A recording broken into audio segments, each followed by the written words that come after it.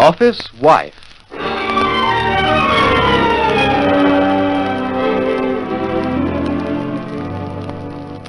The story of the girl who married her boss and of the girl who took over.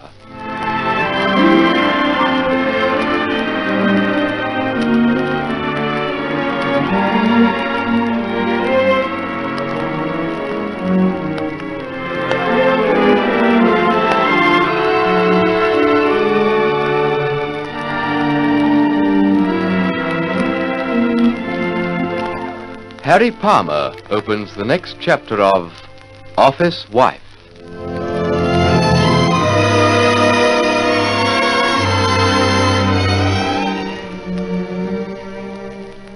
I lost my head just now. I'd been sitting here with Angela Tennant in the main lounge at Cuirassier's, when quite suddenly, out of the blue, she told me she knew I'd been to Port Kensington the day I took that post office box. Oh, good Lord, if she lets that drop, it might ruin everything. And I'm not going to have my careful setup ruined.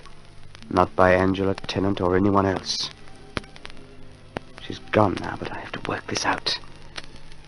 Someone must be ready to swear I wasn't at Port Kensington that day. Millie Moffat, perhaps. Yes, Millie.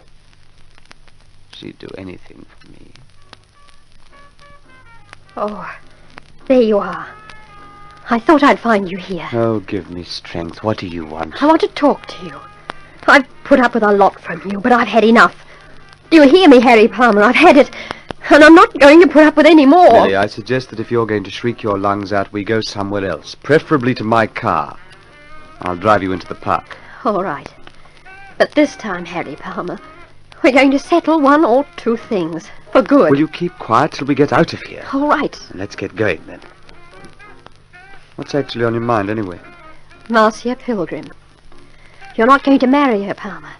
If they put me away for 10 years because of what I've done, you're not going to marry Marcia Pilgrim. Get out of here to my car, quickly.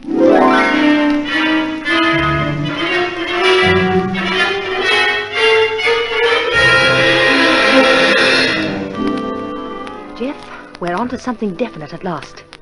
I've just had a talk with Millie Moffat. Oh, good.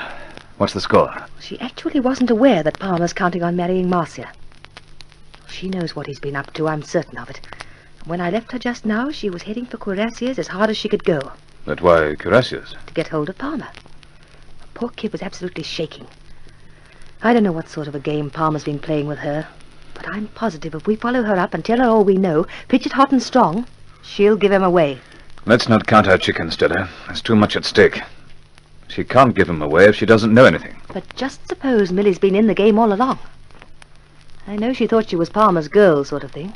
And she's unscrupulous enough for it. You know, all that eavesdropping on the firm's switchboard. Palmer might have told her that if he could get rid of me, he'd go up in the firm and be able to marry her. And now that he's pulled it off and he's dropping her cold... The old heave-ho or brush-off. By jingo, Stella. This is all conjecture, but... I wonder if Millie's back at work yet. No, it's too early. Listen, Jeff. Would you go near Marcia or Tressa de Bendigo again? No. Why? If we could confront Millie with both of them, and Marcia were to say, yes, Harry Palmer's going to marry me when I get my divorce... She'd never agree to it, Stella. Well, surely you could ask her. Surely there's enough at stake, Jeff. Will you? Goes against the grain. How the devil can I approach Marcia with such a proposition? I mean, hang it all... If you don't go to Marcia or Mr. Bendigo, I will. It might be better if you did. Do you want me to? Oh, confound it all, Stella. For all we know, we might be making thundering fools of ourselves over Millie Moffat. Palmer's been as shrewd as a fox all along. He's actually embezzled £3,800, pinned it on me, and made it stick so hard that even my own wife thinks I'm a crook. Can you see him leaving himself wide open over a little chippy like Millie Moffat? All I know is what I saw of her not half an hour ago. She's your best chance, Jeff. I know she is. All right. Who's going to ask Marcia and her uncle to see Millie Moffat in our presence? And why, of course. Palmer must be there, too. Palmer? Why him? Because Palmer won't be able to deny he's been seeing my wife, not in front of her. Don't you see? He'll have to admit it. It'll put him fairly and squarely on the spot. By jingo, yes. Right there in front of both Marcia and Millie. Can we manage it? I can. They probably wouldn't listen to you. When will you get in touch with Marcia? I'll ring her tonight and make her see me. Oh, darling, I must rush. I'm still Benny Puller's minion with a living to earn. So keep your fingers crossed and I'll ring you tonight, after I've talked to Marcia. Oh, if only this comes off.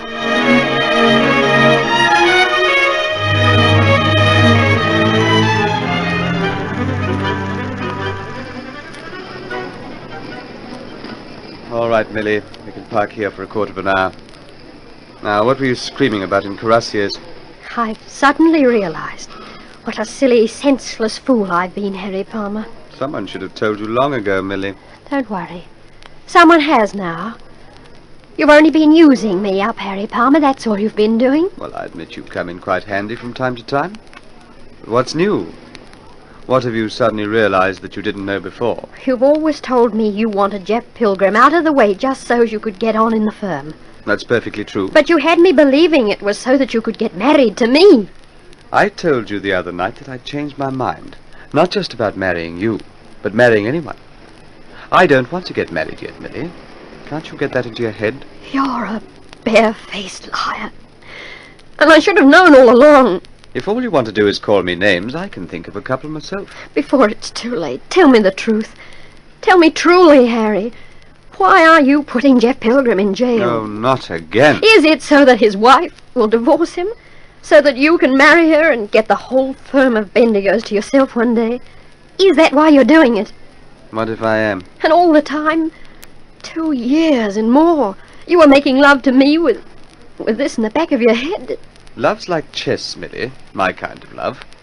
You plan your moves well in advance. I won't let you do it. Let's see you stop me. Oh, really? This is old stuff. We've been over it and over it and over it again. I haven't treated you badly. I haven't broken any engagements. You've known for a long time that I occasionally see Marcia Pilgrim. Why the sudden frenzy? Because all the time I thought you were only being you. I thought you'd play square with me. Oh, play square, play square.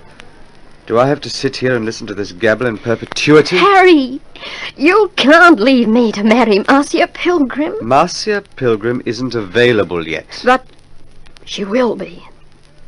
If you don't stop seeing her, I'm going straight to Mr. Bendigo, and I don't care if they give me 20 years. Are you threatening me again? This time I mean it. Because I know, at last, what you're up to. I know you forged Benny Puller's letter, and that's enough. I'll tell them, Harry, if it's the last thing I do. When? Tonight, unless you do as I say. Tonight. If you open your mouth about what we've done, you'll be finished for life. Nobody'd have you then. I don't care what happens to me. I'll tell them tonight unless you... Unless I... What? Unless you announce our engagement. Unless you do that, I'll... You want me to announce my engagement to you? Yes. Do you want to ruin everything I worked for, lied for, cheated for, made myself a criminal for? Me? Announce my engagement to you? A tuppenny-halfpenny little chippy without a brain in your head? Harry. You're cheap, Millie. People like you grow on trees. Stop it, Harry. Stop it! You actually want me to marry you? I wouldn't marry you, Millie. You chill me. Oh, I don't like the way you do your hair, or the way you wear your clothes, or the way you trip along when you walk. stop it. You said you loved Or me. the perfume you use, or the bits of junk you pin on yourself. Yes, or the way you hold your finger out when you're drinking tea. Marry you. So help me. No, no. No, I can't stand it. Before I'd marry you, Millie Moffat, I'd go to prison myself. Now, do you understand? You came in handy. Nothing more, nothing less. Go and get yourself someone else to marry. Timmy, the office boy. Let me get out of here. Let me get out. Come back here, you little fool. You'll be run over. I don't care. Let me go. Millie, look out! Millie!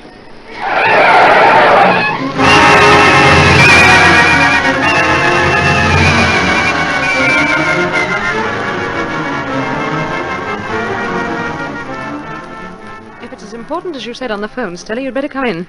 I'm the only one home. It's more important than that. Thanks. Lead the way into the drawing room. First on your right. Huh? I suppose you want to talk about Jeff, as usual? Indirectly, yes. Mind if I smoke? Go ahead. Thanks.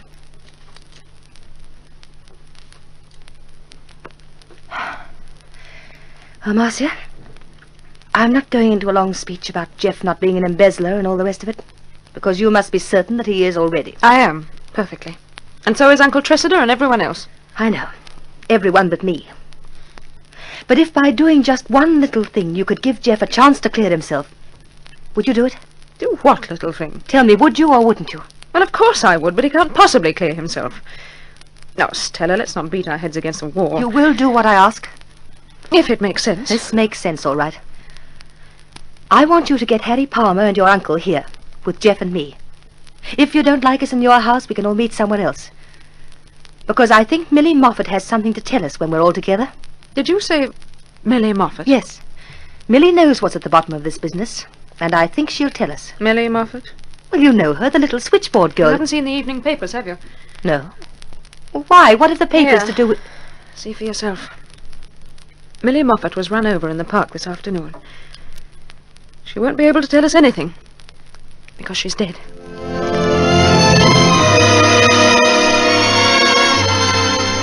I can't believe it. I just can't believe it. Palmer couldn't conceivably have been so lucky. For Millie to be killed in an accident just like this. But maybe it wasn't an accident. If Millie was with Palmer when it happened... Oh, but what does it matter? With Millie dead, how am I going to clear Jeff Pilgrim?